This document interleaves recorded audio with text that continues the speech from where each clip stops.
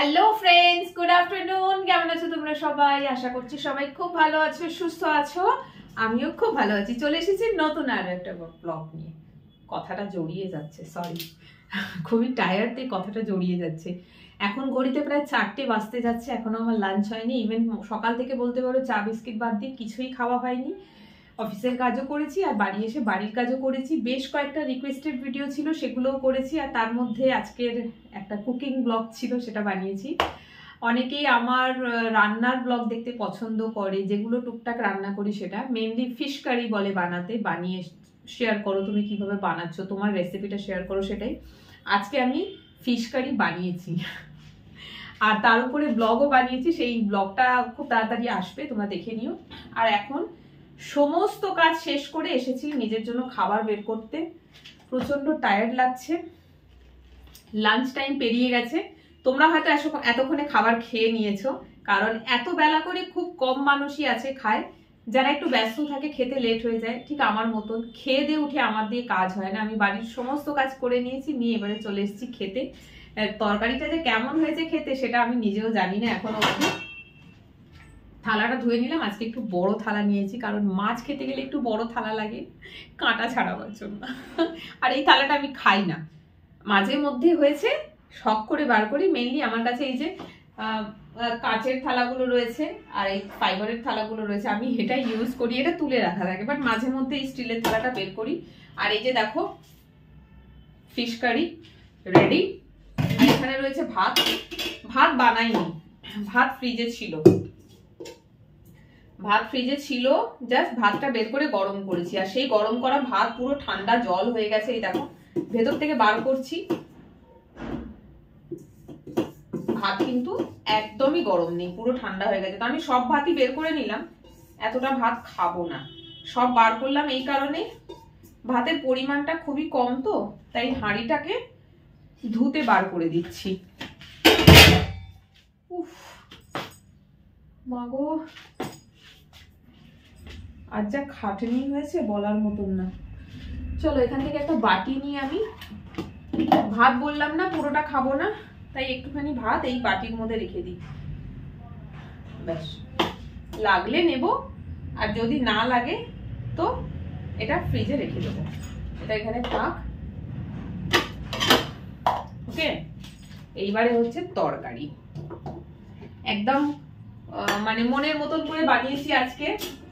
Mainly মাছের ঝোল খেতে আমার বেশি ভালো লাগে। সেটা ধরো এখন শীতকাল, এখন ফুলকপি দিয়ে মাছের ঝোল খাও, বেশ টেস্টি হয়। আর গরমকালে হলো ঝিঙে দিয়ে মাছের ঝোল, পটল দিয়ে মাছের ঝোল, আচ্ছা সজনে ডাঁটা দিয়ে মাছের ঝোল, এইগুলো বেশ হালকা মশলা দিয়ে এই মাছের ঝোলগুলো আমার খুব ভালো লাগে। বাট আজকে আমার মাছের ঝাল খেতে ইচ্ছে করছিল, তো মাছের ঝাল বানিয়েছি। একদম ওই মাছের কালিয়ার মতন করে শুকনো করিনি, করেছি মানে একটু ঝোলও আছে। ভাত খেলে ভাতের সাথে একটু ঝোল দরকার পড়ে, সেটার জন্য। তো আর এর মধ্যে একটা আমার খুব ফেভারিট জিনিস আছে। মাছের কোন পার্টটা কে খেতে পছন্দ করো আমি জানি না, আমি মাছের মাথা, লেজা আর পেটি খেতে পছন্দ করি। এই তিনটের মধ্যে যে কোনো একটা কিছু দিলেই আমার হবে। মাথা দিলেও হবে, কিন্তু মাথাটা হতে হবে কাতলা মাছের মাথা, বড় সাইজের মাথা। ছোট মাথাতে মাছ থাকে না। কাতলা মাছের মাথায় দেখবে বেশ ঘি ঘি মতন একটা অংশ থাকে, মাছও থাকে। ওরকম বড় কাতলা মাছের মাথা যদি আমাকে দাও, আমার মাছের দরকার নেই, আমি ওটা দিয়ে খেয়ে নেবো। তো এখানে আজকে যখন মাছ কিনেছিলাম আমি, আমাকে কাতলা মাছের মাথা, কাতলা নিয়েছি তো হাফ মাথা দিয়ে 1 কিলো মাছ, তো কাতলা মাছের মাথা দিয়েছে আমাকে। এই যে 2 টুকরো করে হাফ কাতলা মাছের মাথা, তো এখানে হাফ মাথা নিয়ে নিলাম। এই যে এত জোর খিদে পেয়েছে যে তোমাদেরকে বলার মতন না, প্রচন্ড জোরে খিদে পেয়েছে। এই যে এই হলো মাথা, হাফ মাথা পুরোটা নিলাম। আর নেব 1 পিস মাছ। মাছগুলো ভেঙে গেছে গো, তরকারি ফুটতে ফুটতে মাছ ভেঙে গেছে। আলু, একটা বয়েলড আলু ছিল, তো সেই বয়েলড আলুটাকে তরকারিতে দিয়ে দিয়েছি। বয়েলড আলুটা না থাকলে আজকে তরকারিতে দেওয়া হতো না কিছু। ব্যাস,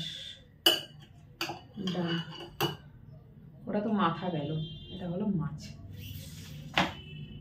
একলার জন্য যথেষ্ট। এই যে আজকে আমি যা রান্নাটা করেছি, এটা আগামী আরো এর মধ্যে যা আছে এটা আরো 3 দিন চলে যাবে। 5 পিস মাছ রান্না করেছি, মাথা না সরি, হ্যাঁ 5 পিস মাছ আর একটা মাথা। তো আজকে 1 পিস মাছ নিয়েছি আর মাথাটা নিয়েছি, এর মধ্যে বাকিটা রয়েছে থাক। আর এই যে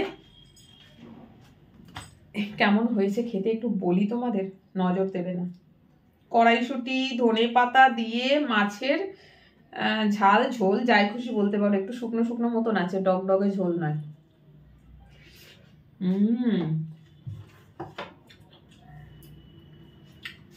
দারুণ। মুখে একগাল ভাত যেতে না যেতে পেটের সুযোগগুলো আরো লাফাতে শুরু করে দিল, দে তাড়াতাড়ি দে তাড়াতাড়ি দে, বড্ড খিদে পেয়েছে ওরা বলছে। তো চলো, আমি খুব একটা দুপুরবেলা ব্লগ এখন দিই না, এখন যা ব্লগ আসে আমার রাত্রিবেলা আসে 9:30টার সময়।